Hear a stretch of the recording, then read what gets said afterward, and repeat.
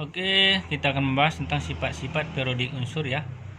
Sifat periodik unsur ini berhubungan dengan letak unsur dalam sistem periodik ya. Jadi ini penting untuk kita pelajari karena nanti kita membandingkan atom yang satu dengan atom yang lain ya. Sifat periodik unsur itu antara lain ya. Yang pertama jari-jari atom, 2 keelektronegatifan, 3 energi ionisasi, 4 afinitas elektron ya. Nah, kita bahas satu-satu ya.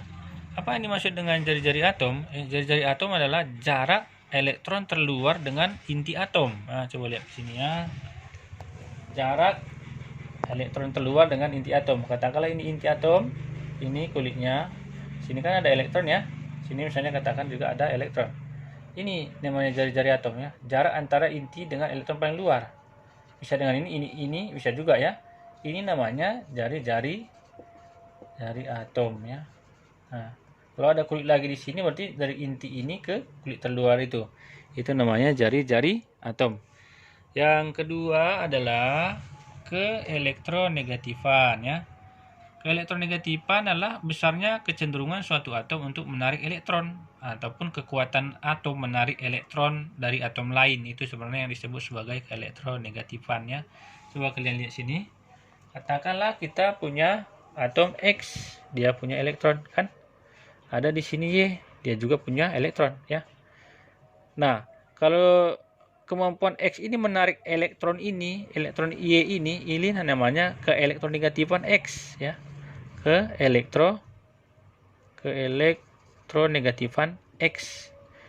Kekuatan X menarik elektron ini, itu namanya keelektronegatifan si X ini. Atau keelektronegatifan Y itu kemampuan Y ini menarik elektron X ini. Nah, itu namanya keelektronegatifan ya. Kemudian energi ionisasi ya.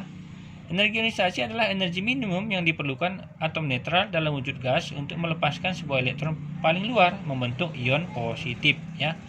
Jadi kalau energi ionisasi, coba lihat di sini ya. Energi ionisasi itu, nah ini kan ada elektron ya pada kulit terluarnya ini.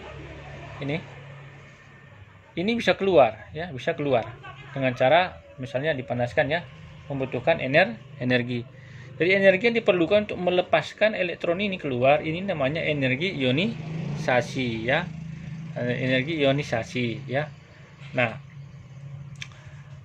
kemudian kita teruskan lagi afinitas elektron ya. Afinitas elektron adalah energi yang dibebaskan oleh suatu atom dalam wujud gas ketika menerima sebuah elektron ya. Jadi kalau atom tadi menerima sebuah elektron, akan dibebaskanlah sejumlah energi, itu namanya afinitas elektron ya. Nah, ini bagaimana cara membanding-bandingkan ya? Karena nanti kita lihat di sini, tujuan kita sebenarnya ini adalah menentukan mana sih jari-jarinya lebih besar ini daripada ini gitu ya. Energi ionisasinya lebih besar, itu yang mau kita capai di sini ya. Nah, inilah aturannya. Jadi jari-jari atom ini Bapak bikin ke bawah ini namanya satu golongan, ini satu periode ya. Jadi kalau satu golongan ke bawah, kita lihat nih jari-jari atomnya semakin besar.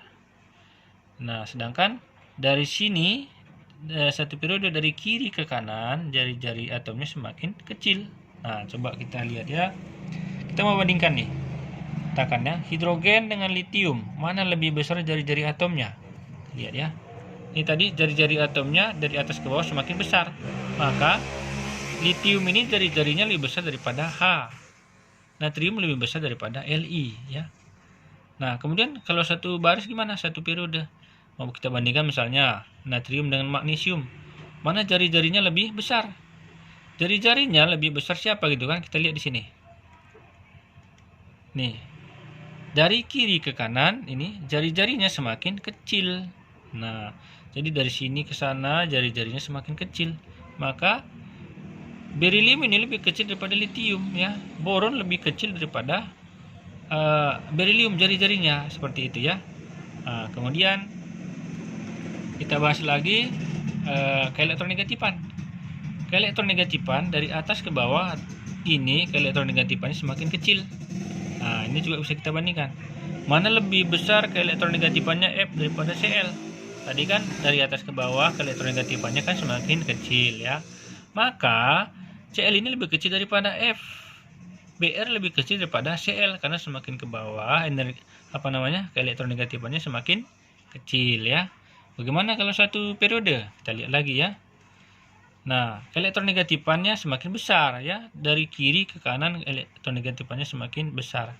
Nah, maka kita lihat di sini, mau kita bandingkan misalnya aluminium silikon dengan fosfor misalnya Si dengan P.